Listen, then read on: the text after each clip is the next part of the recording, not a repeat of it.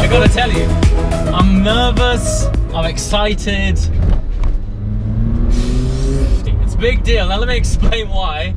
So my introduction to McLaren as a brand, officially and properly, was when I had my first experience in the McLaren 675 LT. Notice, I can thread it with the cross of the wrists. What? Now for those of you who have watched that video, it was out in Tenerife, and I approached that car with no expectations at all. I was given the keys at the last minute, I jumped in it, and what transpired was my brain being warped. I literally put my money where my mouth is, and I just had to hunt down a 675 LT. Now, we are little over 7 months later, and here I am driving the successor to the 650S. It's important to say that because despite the specs of this car on paper, it outdoes the LT in pretty much every area. It's not designed to replace that car. The LT is a more focused, raw driver's car. But it's really hard to ignore it, because when you're in this thing, well, let me just give you a bit of this. Oh my sweet lord! I don't know how they do it. Every time I get in a car and I'm like, how much different? Let me just try that again.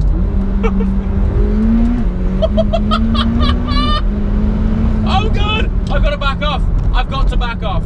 This is a joke. Whew. Oh, it's unbelievable. The poke that this thing has is crazy. So, 720S, 720 stands for 720 PS in horsepower, that's 710 horsepower. We have an upsized engine. We've gone up from the 3.8 litre to a 4 litre twin scroll turbocharged engine. What? By the grace of physics, how do you do that? I swear to you, I can almost feel my diaphragm compressing against the seat when I accelerate in this thing. Just check this out. Oh! If this thing had wings, we would fly.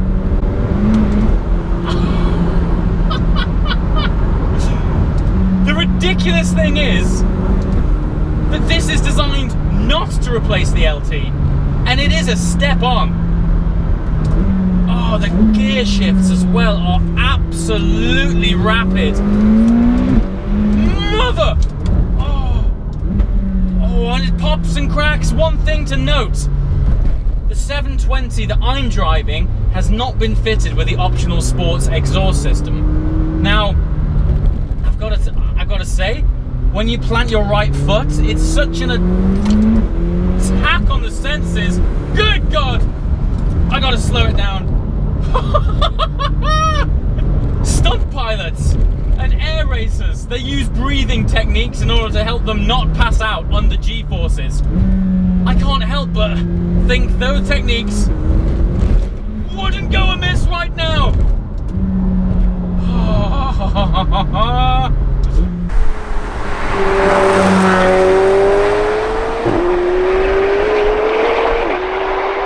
It's important not to get too carried away in something this powerful in an environment you're not too familiar with.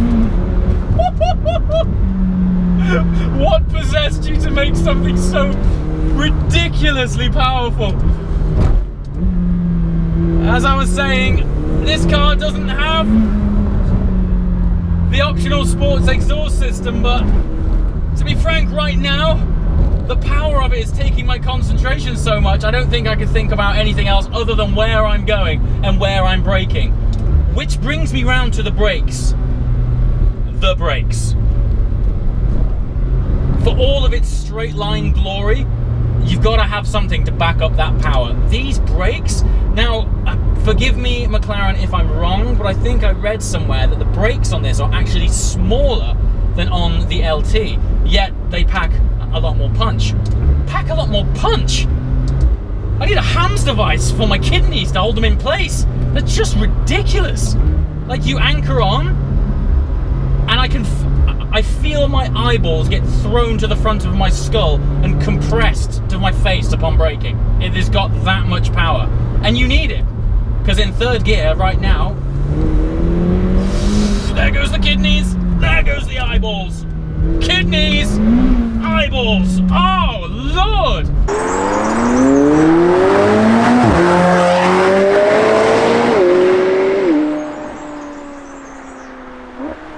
It sort of consumes your every sort of focal unit in your body to be able to sort of control and make sure that you're not going to die. And so before you know it, you're doing speeds that are quite simply ungodly. But thankfully, these brakes are such that it is like throwing an anchor out onto the tarmac. It just sheds off so much speed.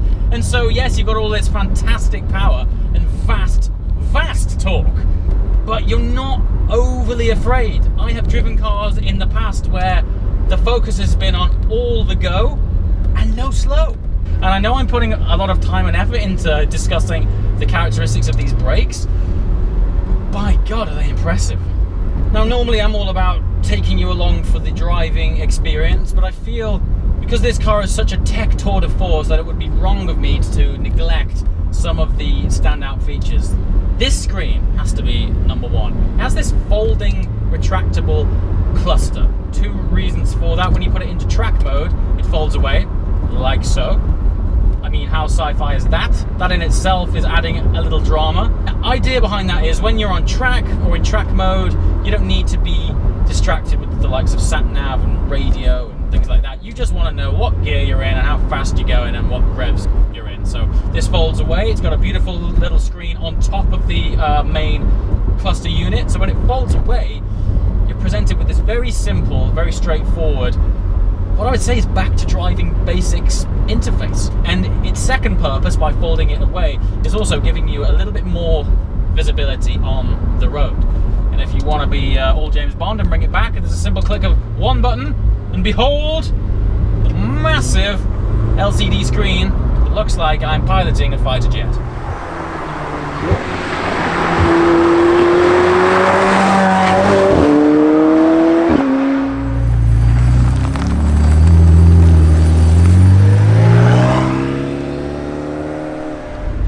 Okay, let's talk aesthetics, shall we? Now, I know the way something looks is often typically very subjective and personal.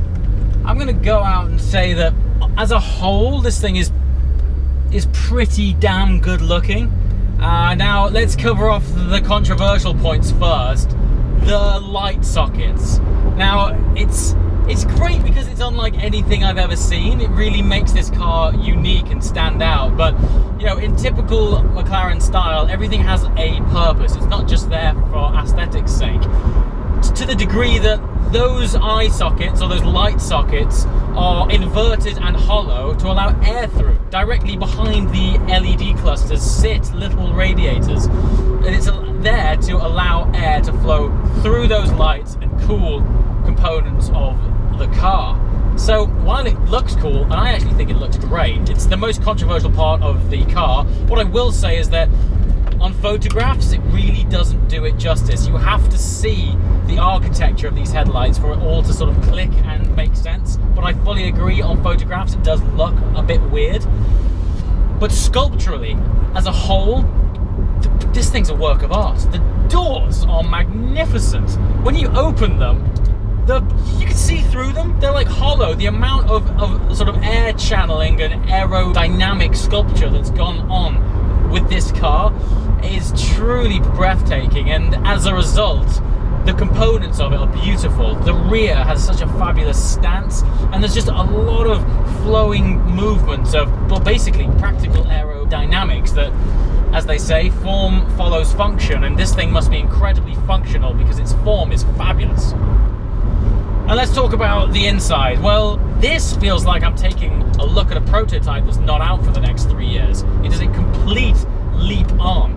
And switchgear, every touch point, everything that you interact with has been machined out of a beautiful material. be it the tips on the air vents, the switch gear. Everything's lovely. And the gear shifts. Now, I was told that there's been quite a significant improvement on shift time, even versus the LT, which, by my experience, is practically seamless. Listen to it. I don't know where you go from there. I don't know. It's. I tell you what else is phenomenal.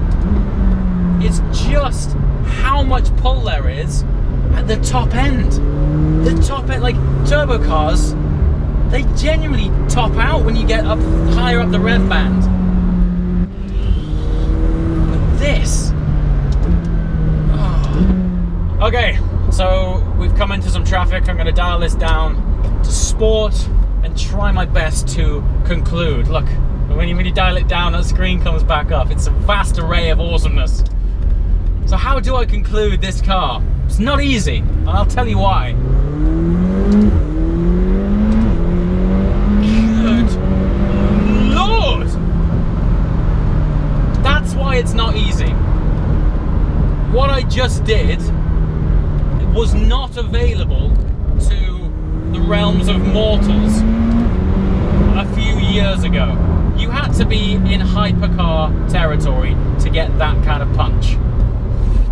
However, for all of its punch and accelerative drama, I'm still not getting the hairs standing up on the back of my neck.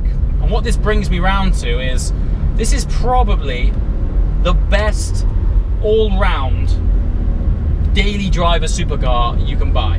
Now, I'm going to put that out there. It sounds pretty bold, but I'm pretty confident in saying, as a complete package, it's probably the best car you can buy. Sounds amazing, right? Well, it is, but if you're after that weekend car, the car that's really gonna give you goosebumps and sound fantastic, this is not that car. It does not try and bite you. And if you're not looking for that in a supercar experience, then I don't think you can beat this thing. It is beyond unreal how capable, and its breadth of ability is so wide, it's hard to decipher where the GT car ends and the hypercar begins. It really does blur the lines between something that a few years ago I don't think you would have been able to develop. But having said that, if you want an attack on your senses, if you want a visceral beast to eat your nervous system upon depressing the throttle, this in its current state, don't forget this doesn't have the sports exhaust on it, isn't delivering that experience. We got to remember, there's probably one day going to be an LT version of this car, so you've got to cut these guys a bit of slack and say they've got to leave room for potential improvement down the line. But the way it stands, you could drive this thing every single day, do your shopping, spank a Veyron on the way home, and then take the kid to football while visiting grandma.